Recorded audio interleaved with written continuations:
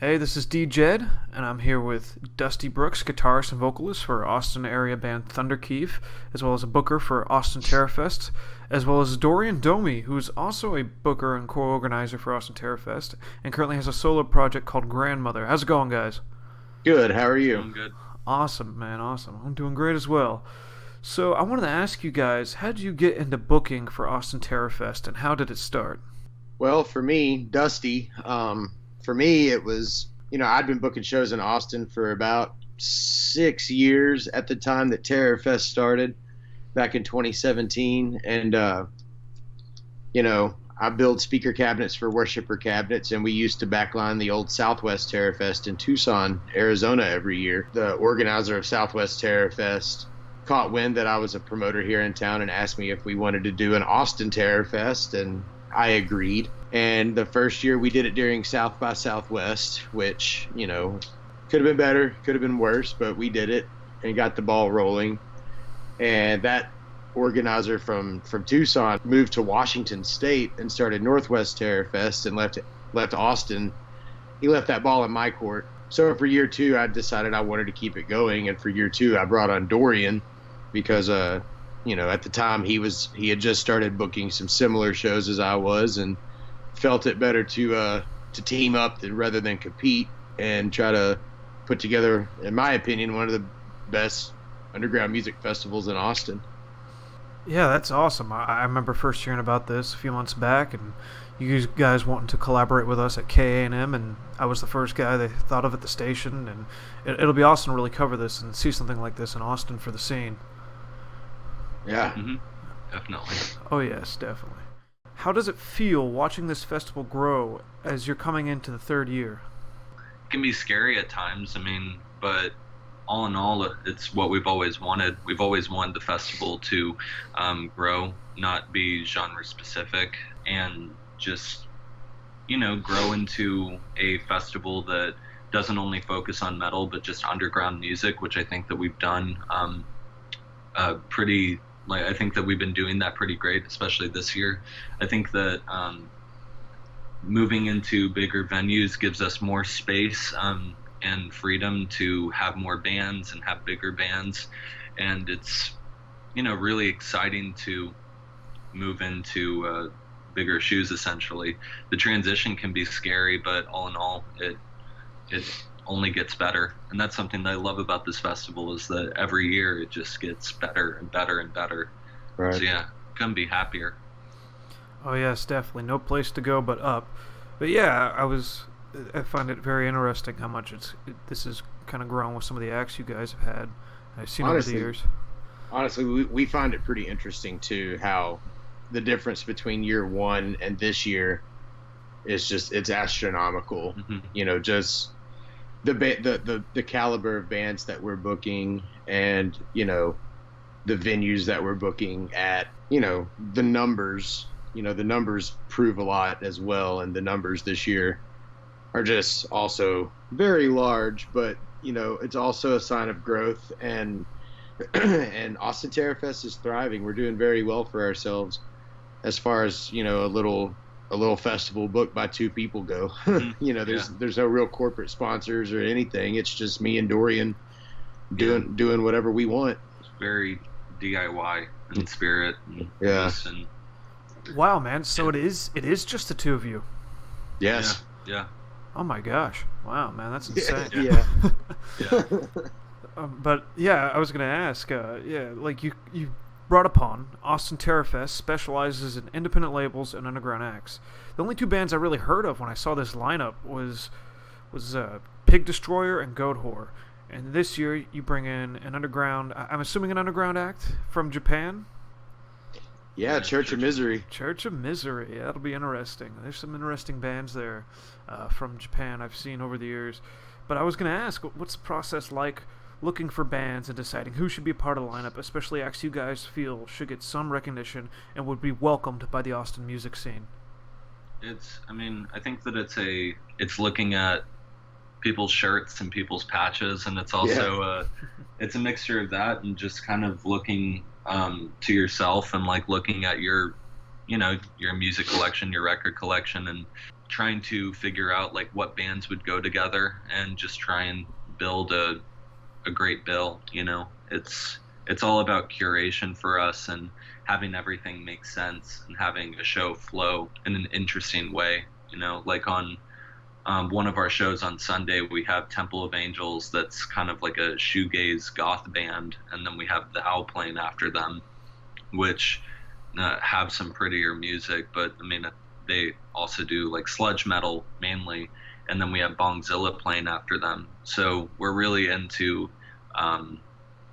creating like interesting bills, and we like diversity, but also keep it in the same vein of relevance and heaviness. Yeah. And heaviness is all just a matter of opinion and tastes as well. So what might be heavy to us, might not be heavy to the other person, which is why, we try to keep these bills a little bit mixed up.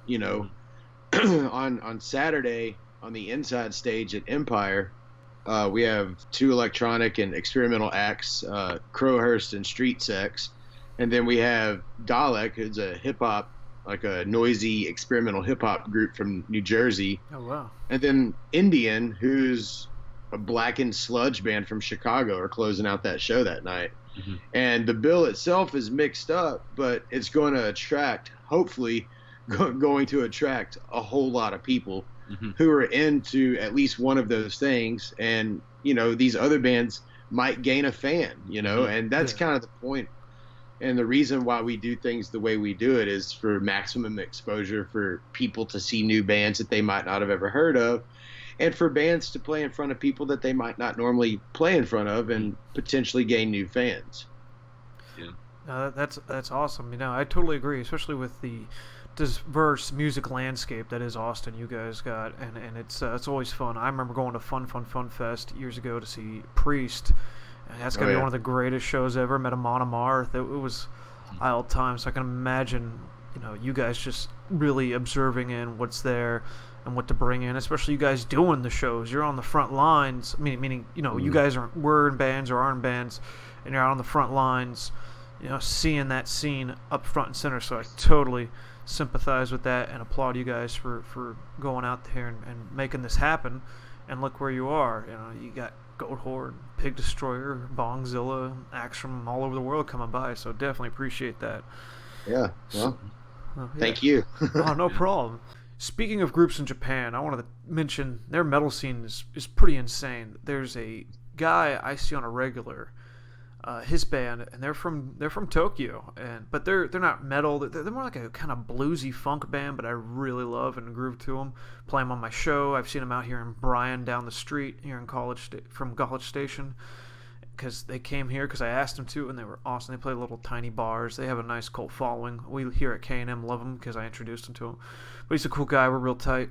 He would tell me about the metal scene in Kyoto. It's just insane. He'd go over there, man, and he'd see like guys getting naked, and they're all over the place rocking at these shows and crowd surfing. And I remember, good grief, man, I remember he was telling me he saw, and I'm going to assume it was their farewell tour because he was like a teenager at the time, but he saw Pantera in Tokyo, and I'm assuming that had to be like one of their last shows, because their last show ever, I think, was in Japan. And man, that's just got to be insane, that scene there.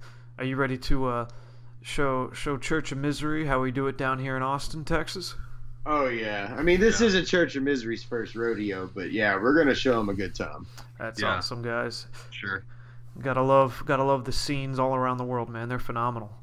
Oh yeah. Yeah, of course. And you got to respect those scenes, and bring them to your turf, and let them, expose them to people who wouldn't get the chance to go to Japan to see them, Oh, yeah, definitely. I really appreciate you guys finding an international act. Bring them on down, definitely. Yeah. So I wanted to also ask you guys, what's it like planning this festival across so many venues? I haven't looked at the locations yet, meaning where they are relative to each other, but there's quite a few bars and warehouses and clubs you're having this at. What's it like planning all these shows amongst these various venues and making sure they'll be able to suit the acts that are playing? Well, I mean, that's kind of the beauty of it is, Empire Control Room and Garage is directly across the street from Barracuda, so it's actually not too bad. Yeah, it's less than a block away. And we did that on purpose because we wanted the festival. Last year, we held the festival. Days 1 and 3 were at the Lost Well, which is on the east side of downtown. Mm-hmm. And then day 2 was at Barracuda, which is right in the middle of downtown. Yeah. So, they were far apart, so you couldn't go back and forth. So we had to split up the days according to venues. But this year, with the venues being directly across the street, we did that on purpose, just that way it would be more centralized. People from out of town, once they're there, they're there. There's food, there's touristy stuff to do downtown, and then also the festivals happening. I mean, you can walk out of Empire and Barracuda is directly in front of you. So, I mean, logistically speaking, in that regard, it was set up for success and for lack of confusion. Putting a show together, whatever band you choose, and however much they cost, greatly determines the venue that you put them in. If you book a band that's $15,000 to $20,000, you can't put them in a 200 or 300 cap venue. You have to put them in 700-800 capacity venue. That way you can charge a fair ticket price or a low ticket price and still get a lot of people to come see this band. Because if a band costs $20,000 and then they're in a 250 cap room, you'd have to charge $80 a ticket, and nobody would pay that. Mm-hmm. So a lot of our venue selection depends on the price of the bands and the size of the venue. Gotcha. I assume they were in close proximity given how many different venues you'd have in one day. But yeah, man, that's got to be one heck of a time figuring out who goes where and all this. But applaud to you guys for being able to plan and organize this accordingly. And I was going to ask, any particular acts you guys are really looking forward to this year? Well, for me personally, I'm looking forward to Dark Castle. They're a 2-piece, somewhat psychedelic doom band. They have some sludgy stuff as well.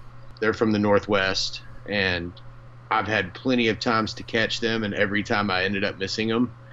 And I haven't really heard of them doing anything recently, so I was just like, you know what? I want to see them play. I'm going to hit up Stevie. She's a guitar player. I'm going to hit up Stevie, and I'm just going to see if she wants to come to Austin and play. And sure enough, she said yeah, so we made that work. And I'm really excited to actually get to see them, because every year when we do the festival, we pick one band that we're just going to stop working and watch, and we let the other person kind of run the festival for that hour time slot. And this year, Dark Castle is mine. What's yours, Dorian? It's kind of a tie between Bong Gripper and Lightning Bolt. I've seen Lightning Bolt before, and I just love Lightning Bolt. They're one of my favorite bands, and having them play is really exciting to me. But Bong Gripper I've never seen before. I've been wanting to see them for years and years and years, so having them come out, especially for their first ever Texas performance, it's going to be crazy. Like, I really can't believe that we have them playing. They're definitely a force to be reckoned with live. Yeah. They're just bone-crushingly loud and heavy. That sounds amazing. Yeah, I've seen some amazing live acts over the years. Of course, most of them are big names, but I'd love to see what you guys put together this show, especially acts that no one knows. I myself been getting in a little bit more of the doom metal from the Pacific Northwest. Just discovered a band called Witch Mountain, and they're amazing. And I'd love to see this Dark Castle you've mentioned. Something about, I guess, up there that they really like that slow and trudge. So yeah, they move at their own pace up in the Northwest, and with it being rainy all the time, they kind of get forced into putting out good music, because what else are you going to do if it's just constantly raining? Definitely. I mean, come on, man. Land of Jimi Hendrix and grunge. What else you get? Oh, yeah. Oh, yeah. Sub Pop. Yeah. Oh, yeah. What is the doom metal scene like in Austin with the greats of The Sword coming from Austin? Did a lot of it spread out around that, or was it just people coming around with their general influences, inspirations that came from that, not just The Sword? I think The Sword definitely was a staple, and is a staple. I think that it definitely exploded when the Sword started releasing albums, and especially in the past, I'd say 5 years, even 7 years, even, it's really exploded. There's so many doom metal bands in Austin. It's everywhere. It's honestly a bit oversaturated at times, but oh wow, yeah, I mean, there's so many doom metal bands in Austin, but and doom is an umbrella term too. I mean, yes, there's so really many is. subgenres of doom metal, and yeah, I mean, there's stoner rock, there's doom, there's sludge. Yeah, sludge. Oh I've gosh, heard yeah. heard the term stoner sludge. Yeah, stoner metal. Yeah, stoner metal. It's all just doom.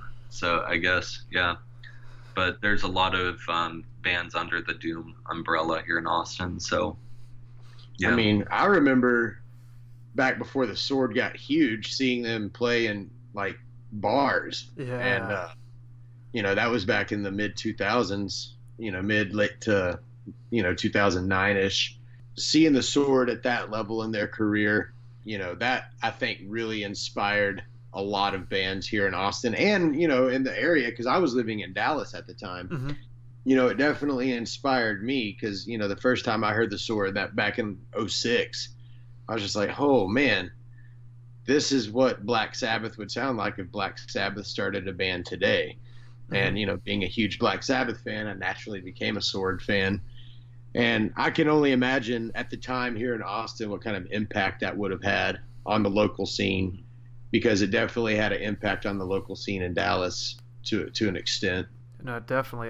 Hearing the Sword just really took me away. A buddy of mine was like, "You gotta let's check them out, man. They're very influenced of Sabbath, but they do their own thing, and they're just heavy."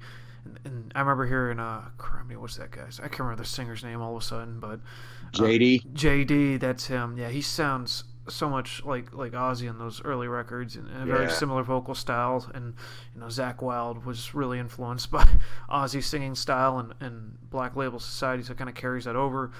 And then Iron Swan was my first song I ever heard by them, and I was just gone, man. I was done. There it was, this amazing song, record, and I own all their albums, so it's some interesting stuff. I hope the hiatus is doing them well. They can come back harder than ever in a few years or whenever they feel like they're ready. All right, Dusty, Dorian, thank you guys so much for being on here on D-Jed's Metal Madness. So when is the festival again? What's the deets? It's June 7th, 8th, and 9th here in Austin, Texas at Empire Control Room and Garage and at Barracuda. And you can still find tickets for sale on Eventbrite, or if you go to Facebook and type in Austin Terror Fest 2019, the ticket link is right there at the top of the page. And you can also go to our Instagram at Austin Terror Fest, and the ticket link is in our bio. Yeah, it's going to be fun, and thank you for having us. Yeah, Awesome, man. guys. Great. Thank you. I look forward to being there. Hopefully I'll cross paths with you. I'll be there in the photo pit. It'll be a high old time. Dorian, Domi, Awesome. Dusty Brooks, everyone, thank you guys so much for being on D-Jed's Metal Madness and KANM, the college station of College Station, the pride of Texas A&M University. At least we like to think of ourselves. Thank you guys so much. Hey, thank you for having us. All right. Y'all have a good one.